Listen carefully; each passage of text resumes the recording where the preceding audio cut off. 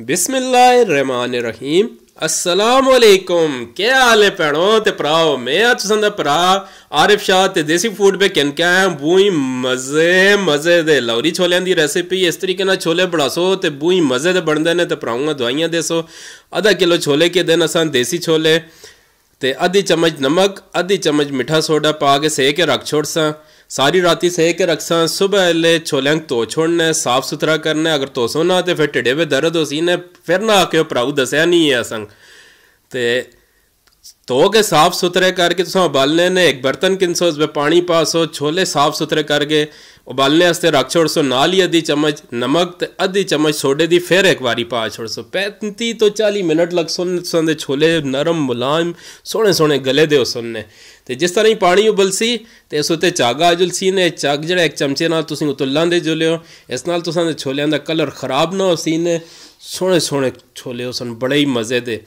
35-40 minute लगन। देखो जी 40 minute लगे ने तो असां दे छोले कितने सोहने गल गए ने। ना तो छिलका भी नहीं लथा तो बिल्कुल साफ सुथरे। तो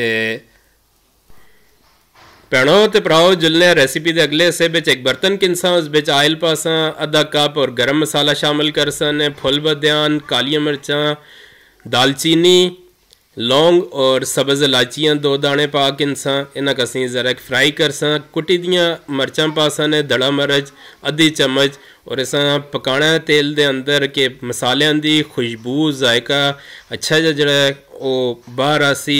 जिस तरह असीं 2-3 मिनट वास्ते फ्राई करसा और नाल ही थोड़ा जा पानी पा छोड़सा।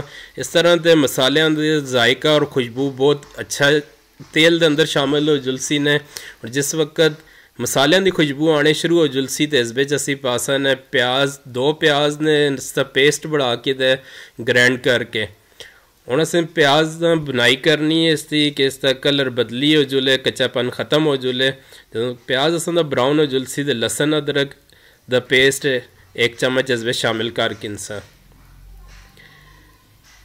नाल ही पा छोड़सा जीरा, सुक्का धनिया ते नमक अपने जायके दे हिसाब नाल 1-1 चम्मच असीं इस्तेमाल पे करने। नाल ही तकरीबन आधा पा दही इस्तेमाल करसा। टमाटर ना इस्तेमाल कर दे, दही इस्तेमाल करसा ने। आधा पा दही शामिल कर किनसा बगैर पानी तो। मसाला संदा तैयार हो गया। और इस बिच छोले जोले उबाले असा शामिल कर किनसा और इस बिच 1 कप छोलियां दा छोड़ दिता है जिसा ग्राइंड करके असी पासा उस ग्राइंड कर किन्ने पहले छोलियां दी बुनाई करसा। जिस वक्त इन्हें छोलियां दी बुनाई हो गई है तो हम इस बिच नाल शामिल कर किनसा जेड़े 1 कप छोलियां दा असा पेस्ट बनाया है। इस नाल ग्रेवी बन जुलसी और अच्छी तरह से हम असा पकाना है। जदों कच्चापन इसका खत्म हो सी तो इस बिच नाल पानी पासा। ये वाला पानी है जिस बिच असां छोले उबाले वो पानी असां ज़ाया नहीं करना। वही पानी इस बिच शामिल किया जुलसी। जिस वक्त पानी उबल जुलसी नाल सावियां मिर्चां पा के ढक्कन दे के रख छोड़ो।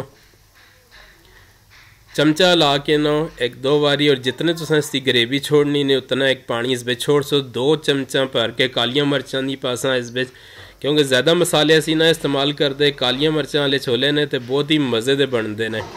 देखो माशाल्लाह कितना ज़बरदस्त असन दे छोले तैयार हो गए ने। पूरी आसान रेसिपी है। अच्छा जी इजाज़त दो इस दुआ दे नाल कि अल्लाह ताला रिज़क रोज़ी पे खैर और बरकत देन, नाल ईमान दे जान न रोई देन। ते भरावां दुआवां पे याद रखा करो। बड़ी मेहरबानी। सुने अल्लाह दे हवाले।